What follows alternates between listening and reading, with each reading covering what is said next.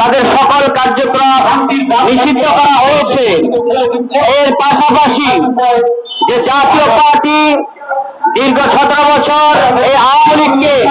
সহযোগিতা করেছে এবং যার কারণে এই আওয়ামী লীগ টিকে ছিল, তাদের এই অঙ্গ সংগঠনগুলিকে বাংলাদেশ থেকে সকল কার্যকলাপ নিষিদ্ধ করতে হবে। অতএব বর্তমানে ফ্যাসিস্ট সরকারের যে সকল দোসররা বাংলাদেশের গুরুত্বপূর্ণ স্থানে ঘাপটি মেরে বসে থেকে বর্তমানে বিভিন্ন কাজে বাধাগ্রস্ত করতেছে, তাদেরকে চাকরি থেকে বহিষ্কার করতে হবে এবং সামনে কিভাবে বাংলাদেশকে এগিয়ে নিয়ে যাওয়া যায় তার জন্য সকল তৃতীয় স্বাধীনতার যে বিপ্লব